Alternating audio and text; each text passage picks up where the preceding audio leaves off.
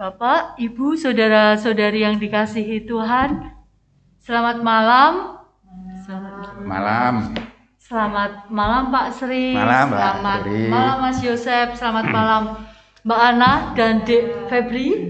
Selamat malam. Saat ini kita PA, mungkin dengan suasana yang baru.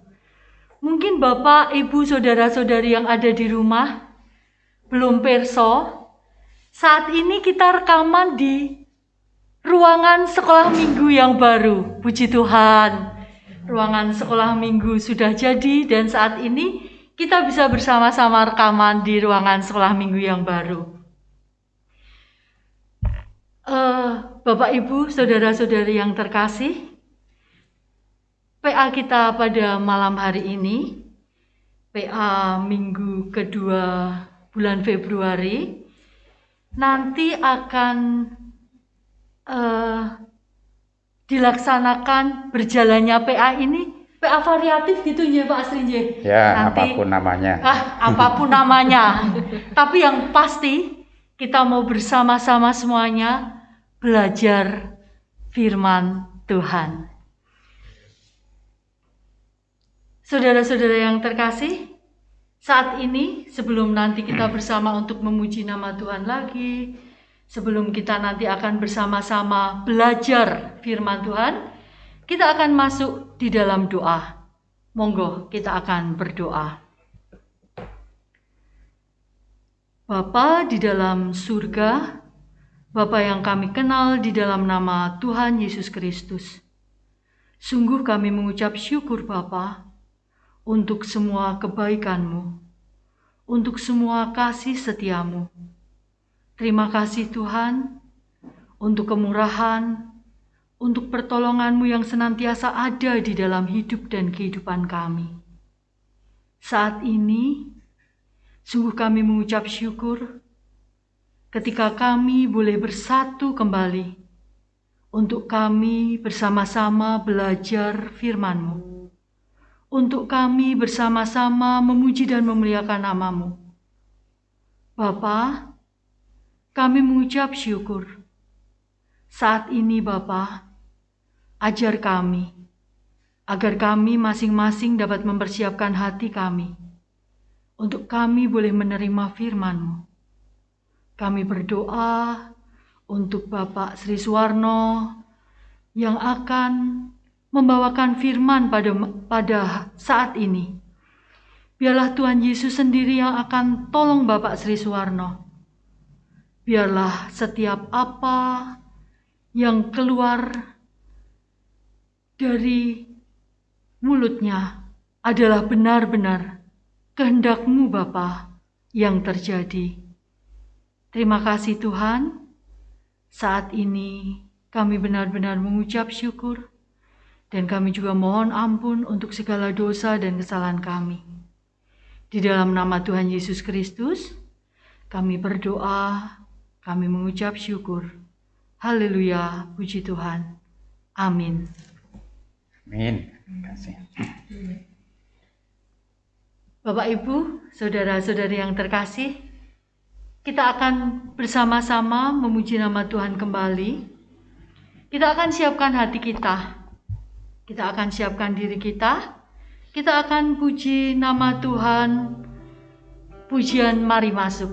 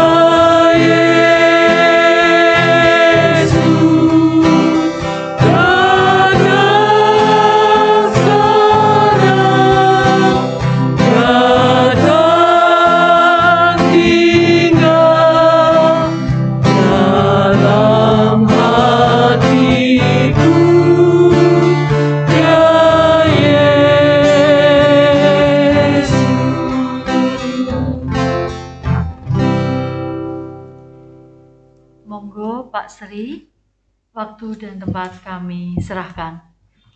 Terima kasih Mbak Ruri untuk waktunya.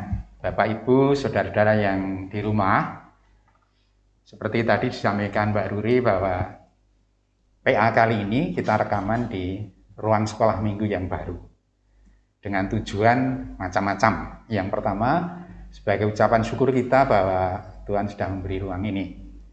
Dan terima kasih juga dukungan jemaat sehingga biaya yang diperlukan dapat tercukupi meskipun masih kurang beberapa. Bapak Ibu bisa lihat di warta Jumat, kurangnya pinten. 40 itu gitu, 40 itu. Niku sithik. Kemudian yang lain bahwa tema malam ini adalah tentang pendidikan anak. Jadi cocok semuanya bahwa kita di ruangan sekolah minggu ini. Nah nanti ayat yang akan kita baca dari 2 Timotius pasal 1 ayat 3 sampai 7. Ini surat dari Rasul Paulus dikirim kepada muridnya yang namanya Timotius, dan ini surat yang kedua. 2 Timotius pasal 1 ayat 3 sampai 7.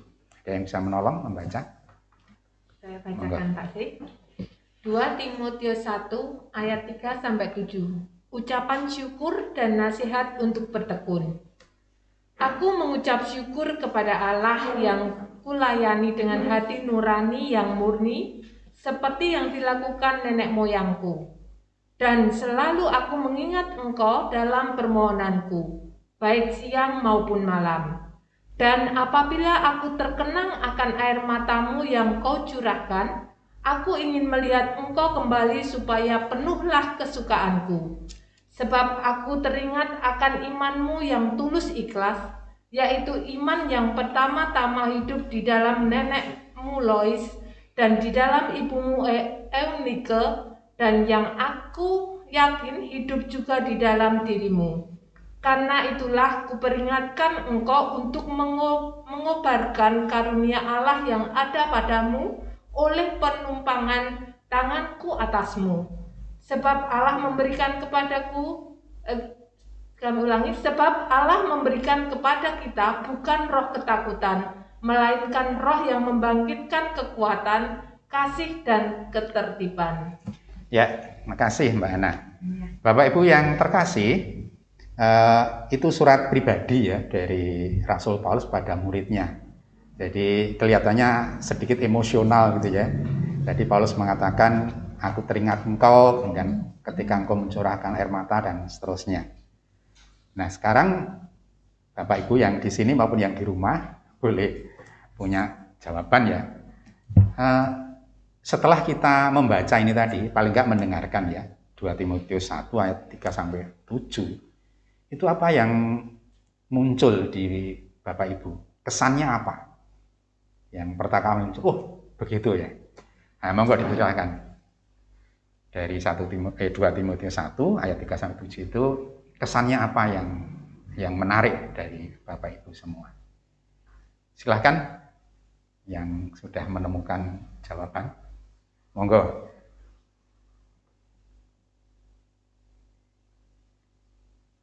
Kalau saya ini Pak Monggo Sri, Mbak Ruri.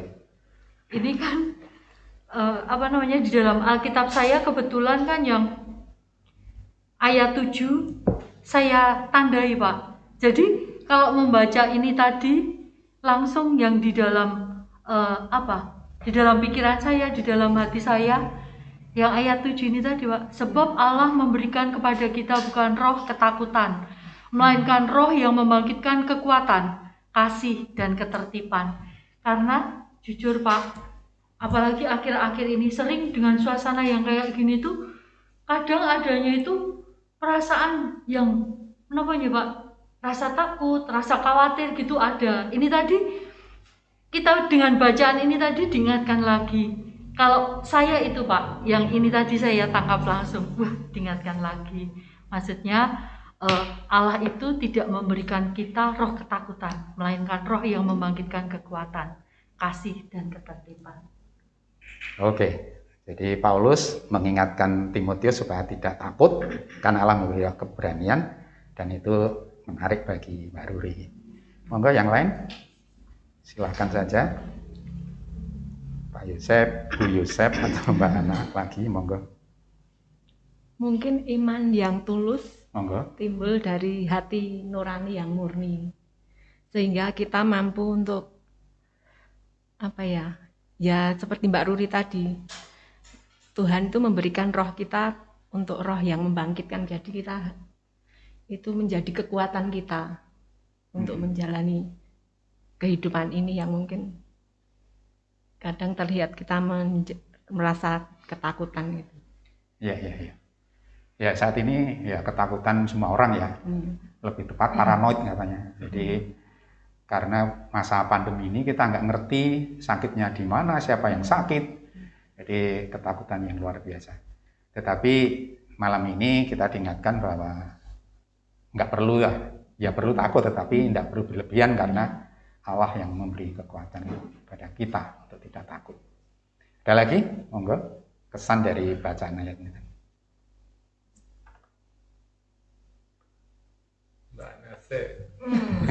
Kalau saya Monggo, sih Mbak. sama dengan Tante Ruri ya Pak. Jadi boleh kita diingatkan lagi kalau Allah itu senantiasa memberi kekuatan. Mungkin kita mungkin boleh saya sharing, seringkali kita menghadapi kehidupan itu memang ada rasa takut, tapi puji Tuhan mungkin dari Roh Kudus yang mengingatkan kepada kita, aja wedi, Gusti Allah mesti eneng awake dhewe kayak gitu tuh. Jadi banyak Tuhan pasti akan menuntun kita, Tuhan pasti menyertai kita apapun yang akan kita alami, asalkan kita boleh berserah, kita menyerahkan segala sesuatunya kepada Tuhan, pasti Tuhan akan tolong kita. Itu juga boleh mengingatkan saya pribadi, terutama malam hari ini, benar-benar Allah itu memberikan roh kekuatan kepada kita. Itu juga Pak. Nggih. Jadi cukup menarik kalau seperti Mbak Ruri diberi tanda ya, sehingga kalau suatu saat cemas buka pas, syukur dileting di pitanya itu dipaske, misalkan begitu. Ya, bagus. Pak Yosef punya kesan lain selain ketakutan Iya, ini? kalau saya di atasnya yang ditandai Mbak Ruri tadi, Pak Tri, 6 ya. ayat yang ke-6 ya. Karena itulah kuperingatkan engkau untuk mengobarkan karunia Allah yang ada padamu oleh penumpangan tanganku atasmu. Jadi diperingatkan supaya kita itu terus mengobarkan karunia Allah yang ada pada kita, supaya kita itu lalu terus mampu juga untuk menghadapi masalah-masalah, menghadapi pergumulan-pergumulan kita begitu, sehingga karena itu tadi sebab Allah memberikan kepada kita bukan roh ketakutan, melainkan roh yang membangkitkan kekuatan, kasih dan ketertiban. Ya. Saya malah lain yang saya tangkap dari itu. Tapi tidak apa-apa, mengorbankan karunia. Jadi karunia itu artinya pemberian Allah kepada kita yang sebenarnya kita nggak layak menerima, tapi diberi, itu karunia. Kalau kita layak diberi itu hadiah, tapi karunia itu begitu. Nah, kita masing-masing menariknya itu punya karunia yang beda-beda dan khas, yang orang lain tidak bisa melakukan sebaik kita. Misalkan Pak Yosef itu karunianya ya gitar, ya piano, dan macam-macam, itu yang saya nggak bisa. Saya pernah belajar gitar, saya pernah belajar les beneran itu, keyboard radadi Pak. Jadi sampai nggak bisa. Jadi saya menyadari bahwa karunia saya nggak di situ, dan yang lain ibu semua juga pasti punya itu. Dan Paulus mengatakan ya kobarkan itu ya, saya merasa seperti ini ya, mari saya pupuk, misalkan begitu. Ya. Nah, terus tadi disebut 2 orang ya, ada Louis dan ada Eunike. Itu siapa Bapak Ibu? Louis dan Eunike. Itu nama yang baik, nanti kalau tambah putri diberi nama Louis atau Eunike. Tambah satu lagi Mbak Ruri atau Pak Yosef, Mbak Ana. Saya sebetulnya ya pengen nambah satu lagi, tapi katanya nanti malah kayak gendong putune gitu. Oke, itu iseng-iseng. Mohon maaf Bapak Ibu di rumah agak belok sedikit. Monggo siapa Eunike, siapa Louis? Dan apa peran mereka? Peran mereka itu. Louis siapa Louis? Neneknya Pak. Neneknya Timotius. Terus Louis, Eunike? Ibunya. Ibu. Paulus mengatakan apa? Peran mereka terhadap Timotius. Iman yang tulus ikhlas. Bisa dijelaskan Mbak Nana? Saperi. Iman yang tulus ikhlas dari Louis dan atau dari Eunike, itu pengaruhnya apa terhadap Timotius?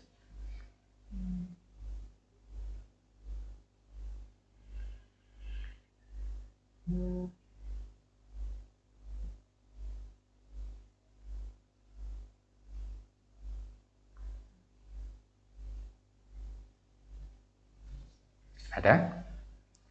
Oke, begini, disederhanakan aja. Karena Bapak Ibu baru baca tadi kan, jadi belum nangkap semua. Jadi latar belakang itu begini, si Timotius ini ibunya namanya Eunike, mbah putrinya namanya Louis. Nah, menurut sejarahnya, silsilahnya itu, bapaknya Timotius itu orang bukan Yahudi, kemungkinan orang Yunani. Sedangkan ibunya, si Eunike orang Yahudi. Sehingga dalam tradisi waktu itu termasuk pernikahan campur. Yang sudah mengenal tradisi Yahudi adalah ibunya, Eunike, tapi bapaknya belum. Sehingga ada kemungkinan bahwa yang memperkenalkan Timotius tentang Yesus atau tentang iman Yahudi itu ya ibunya, si Eunike. Eunike dari mana? Ya kemudian dari ibunya, si Louis. Gitu. Nah, dari sisi itu kemudian muncul pertanyaan kenapa Paulus tidak menyebut bapaknya. Bapaknya sopo, enggak disebut. Karena dia memang orang Yunani, bukan orang Yahudi, sehingga perannya terhadap kehidupan rohani Timotius tidak banyak, tidak disebutkan. Nah, nanti si Timotius ini akan menjadi pengikut Paulus. Jadi mereka satu keluarga kan tinggalnya di kota Listra namanya. Listra. Kemudian Paulus dalam perjalanan mengabarkan Injil itu lewat di situ. Lewat situ ketemulah si Paulus dengan keluarga ini. Dan akhirnya nanti dalam perjalanan berikutnya si Timotius diajak Paulus untuk berkeliling. Sehingga itu seolah menjadi murid rohaninya. Dan hubungan mereka sangat dekat sehingga tadi disebutkan saya teringat air matamu dan seterusnya. Jadi dari apa yang kita baca malam ini bahwa iman anak-anak itu sebenarnya sangat dipengaruhi oleh iman dari ibunya. Kenapa begitu ya? Logikanya kan waktunya paling banyak. Sejak lahir sampai bisa main sendiri itu waktu yang paling banyak dengan ibunya gitu. Sehingga ibunya punya peran yang penting dan strategis untuk mengenalkan anak-anak pada Tuhan Yesus. Lah bapaknya kemana? Nyambut gawe. Atau ya rasa sabar mulang gitu ya. Jadi rupanya sejak dulu kondisinya seperti itu. Maka dari itu kondisi kita saat ini adalah ibu-ibu yang di rumah atau yang di sini, panjenengan semua punya peran yang sangat penting untuk pertumbuhan iman anak-anak. Pemberian Tuhan yang dititipkan pada keluarga kita masing-masing. Nah, pertanyaannya adalah, nah kalau kita sendiri nggak paham, kan begitu. Ya, untuk ngajar kan kudune paham. Ya, idealnya begitu. Jadi guru harus sekolah jadi guru kan. Hanya masalahnya untuk menjadi ibu itu kadang-kadang nggak ada sekolahnya. Dan memang nggak ada sekolahnya. Ya otomatis saja. Jadi bapak ya juga nggak ada sekolahnya. Tiba-tiba ketika menikah punya anak, jadilah ibu, jadilah bapak yang tidak diajari untuk menjadi ibu maupun menjadi anak. Sehingga kalau ibu-ibu itu mengajari anak-anak ya biasanya nyontoh ibu dulu, ngajari dan seterusnya. Nah persoalannya itu adalah hal keterampilan biasa. Tetapi untuk hal yang rohani, tidak semua ibu-ibu punya bekal yang cukup untuk menolong anak-anak tentang hal-hal rohani kan gitu. Bapak-bapak juga begitu, nggak semua orang bapak-bapak juga punya modal yang cukup untuk mendidik anaknya hal yang tentang kerohanian. Nah, kalau persoalannya seperti itu, bagaimana? Ya kita serahkan kepada orang-orang yang atau lembaga atau institusi yang bisa menolong anak-anak kita mengenal Tuhan Yesus dengan baik. Nah, cara yang paling mudah untuk kondisi saat ini adalah sekolah minggu. Nah, bersyukurnya di setiap gereja apapun itu punya sekolah minggu ataupun apapun lah, kateksasi ataupun namanya yang menolong anak-anak untuk mengenal Tuhan lebih baik. Nah, ya itu memang guru-guru sekolah minggu itu kan ya memang dilatih untuk ngajar kan gitu. Mungkin Ibu ini dulu ada yang jadi guru sekolah minggu ya. Pak Isa pernah jadi sekolah minggu guru? Belum. Saya pernah waktu SMA. Jadi, nah meskipun hanya dilatih untuk mengajarkan itu, tapi lumayan daripada yang kita yang nggak pernah diajari untuk mengajarkan. Jadi dari hal semacam ini kita simpulkan bahwa memang ibu-ibu punya peran yang penting untuk pertumbuhan iman anak-anak. Dan yang kedua adalah guru-guru sekolah minggu. Maka dari itu ya kita harus berterima kasih pada saudara-saudara, teman-teman guru sekolah minggu di Sabdo Mulyo ini, baik yang di Induk maupun di Pepandan itu, panjenengan semua punya peran yang sangat strategis menumbuhkan iman anak-anak kita. Dan kami orang tua berterima kasih karena kami tidak bisa mengajar anak-anak kami dengan lebih baik, gitu ya.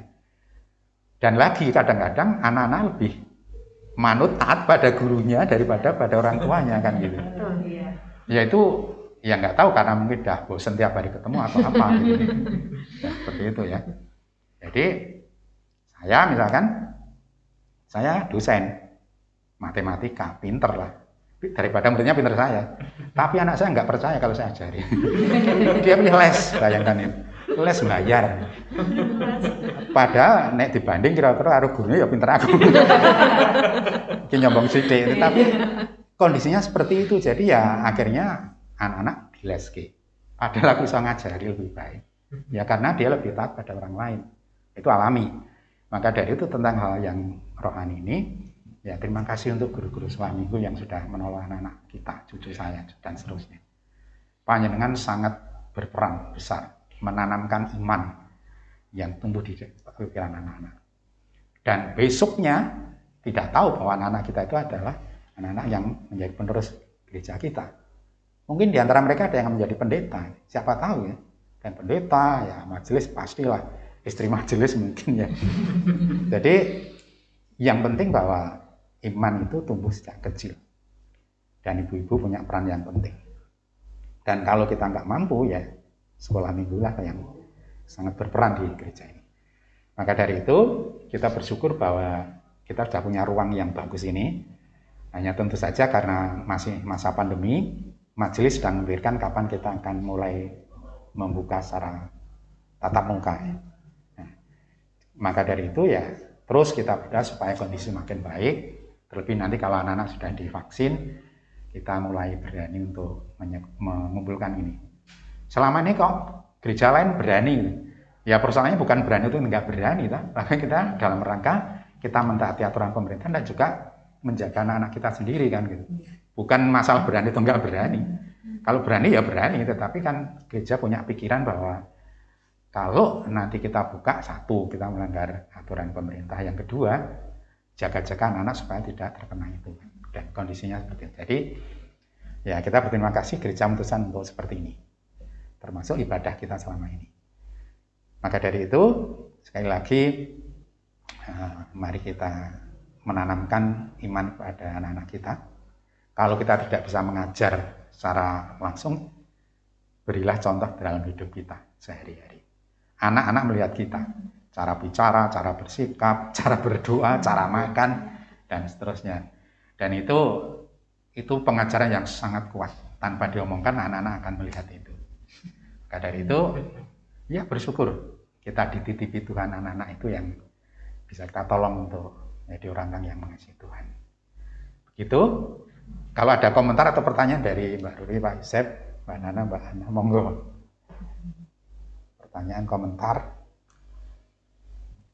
Kalau saya ini Pak, terima kasih diingatkan Pak Sri. Ternyata luar biasa yang terakhir Pak Sri ngendiko tadi. Maksudnya gini, ternyata kita sebagai katakanlah para emak gitu ya Pak, itu ini ya Pak, luar biasa pengaruhnya di dalam tumbuh kembangnya anak, di dalam pendidikan. Tadi Pak Sri katakan bahkan maksudnya nggak usah kita dengan kepandaian, maksudnya yang ilmu yang banyak bisa mengajari, tapi hanya dengan perbuatan kita setiap harinya, perkataan kita setiap harinya, apa yang kita lakukan, anak melihat, mencontoh. Itu tadi maksudnya, Pak, saya itu langsung luar biasa. Ternyata diingatkan itu loh Pak. Wah, maksudnya puji Tuhan banget malam hari ini. Saya langsung malu Pak, bener. Maksudnya gini, iya ya. Kadang kalau mungkin sebagai ibu-ibu itu kalau kemerungsung apa-apa gitu kadang nggak terkontrol ya Pak. Jadi ini tuh saat ini benar-benar diingatkan. Iya ya. Maksudnya anak itu akan melihat kalau mungkin kita namanya gerusa-gerusu, mungkin yang kadang kalau kemerungsung apa-apa suka teriak-teriak anak melihat. Saat ini benar-benar belajar. Terima kasih Pak Sri diingatkan. Maksudnya untuk lebih lagi belajar bisa mengendalikan diri karena anak melihat kita, ibu-ibu. Matur nuwun Pak Sri. Ya itu dari saya kita itu semua benar lah. Pak. Benar, tapi benar Pak. Itu dari saya itu Pak. Monggo, mau sharing juga Pak Yosef, Mbak Nana, Mbak Ana. Bahkan kalau kita berbuat baik pun anak-anak belum tentu mencontoh. Jadi ya lumayan lah. Yang penting kita berbuat baik, entah dicontoh entah itu urusan lain ya. Tapi biasanya anak-anak akan teringat apa yang kita lakukan. Ya, betul. Ada lagi? Cukup? Nah, kalau cukup ya sudah. Saya kembalikan ke Mbak Ruri. Ye. Terima kasih Pak Sri. Luar biasa pelajaran pengalaman yang kita dapatkan pada malam hari ini.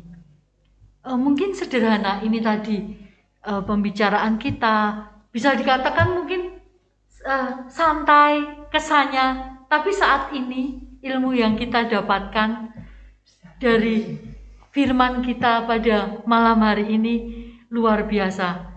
Kalau saya jujur seperti tadi yang Pak Sri ngendiko tadi, bahwa apalagi saat ini ketika sekolah minggu belum ada pertemuan tatap muka, jadi anak-anak masih mengikuti online. Kemudian di gereja kita banyak kendala ketika online, banyak yang sinyalnya nggak bagus, jadi nggak bisa mengikuti apa-apa. Tadi kita ternyata gini, oh iya ya, kita sebagai orang tua itu benar-benar menjadi contoh buat anak-anak. Nah, saat ini paling nggak saya pribadi dan saya percaya Mbak Ana, Mbak Febri, Mas Yosef, pasti saat ini pun di dalam hati akan berjanji, iya, aku habis ini akan menjadi orang tua yang lebih baik. Karena apapun yang kita lakukan, apapun yang kita katakan, dilihat dan dicontoh anak. Gitu aja Pak Sri. Terima kasih. Kesimpulan yang baik. Bapak, Ibu, saudara-saudari yang dikasihi Tuhan, semoga pandemi segera berakhir. Paling enggak ketika kita melihat perkembangannya saat ini semakin membaik. Kemarin sudah sempat ada wacana untuk guru-guru sekolah minggu saat ini mau merumuskan, paling enggak gini, sekolah minggu sesegera mungkin kita akan mulai dengan ruangan yang sudah baru, semoga nanti bisa dengan prokes yang ketat. Kita baru mau rumuskan gimana toh anak-anak biar bisa sekolah minggu, tapi dengan prokes yang ketat, biar semuanya aman, tapi kerinduan anak-anak untuk sekolah minggu bisa terjawab. Jadi nyuwun pandunganipun Bapak Ibu semuanya, kami, maksudnya nanti ada Pak Dani, Pak Pendeta, kemudian majelis dan teman-teman guru sekolah minggu mau merumuskan itu. Gimana sekolah minggu akan segera diadakan, tapi dengan catatan-catatan biar semuanya aman. Bapak Ibu yang terkasih, saat ini kita akan masuk di dalam doa syafaat. Pak Sri engkang Boleh. mimpin ya. Oke, kita mau berdoa. Tuhan Allah yang sangat mengasihi kami, terima kasih saat ini kami boleh belajar sedikit dari firman-Mu yang mengingatkan kami supaya kami hidup menjadi contoh bagi anak-anak kami. Kami bersyukur juga untuk teman-teman kami, saudara kami, guru sekolah minggu yang sudah menyediakan waktu, tenaga, pikiran untuk melayani anak-anak di gereja kami. Berkati mereka supaya mereka sukacita di dalam melayani dan hidup mereka juga menjadi contoh bagi anak-anak. Kami juga bersyukur untuk majelis gereja yang merencanakan banyak hal, termasuk merencanakan pembukaan kembali sekolah minggu secara tatap muka, dan berkati supaya rencananya baik, matang, sehingga ketika nanti dilaksanakan sungguh-sungguh anak-anak dapat menikmati sekolah minggu dengan sehat dan aman. Kami terus mohon berkat supaya pandemi segera berlalu, sehingga kehidupan kami akan kembali normal, ibadah kami kembali normal, dan juga anak-anak sekolah minggu akan memasuki sekolah minggu dengan baik dan normal lagi. Kami bersyukur Tuhan untuk gereja ini yang sudah Allah bentuk untuk kami bersekutu bersama-sama menikmati berkat Tuhan. Kami akan menutup pemahaman Alkitab ini dan berkati supaya menjadi berkat bagi kami, dan kami akan melanjutkan aktivitas kami selanjutnya. Kami bersyukur berada dalam Tuhan Kristus. Amin. Amin. Matur nuwun Pak Sri. Bapak Ibu yang terkasih, pemahaman Alkitab kita pada malam hari ini sudah hampir selesai. Saat ini kita bersyukur. Penyataan Tuhan luar biasa. Saat ini kita bersyukur pertolongan, kemurahan, kasih karunia Tuhan yang diberikan buat kita sungguh ada dari hari lepas hari. Kita akan menutup pemahaman Alkitab pada malam hari ini dengan pujian Bapa terima kasih.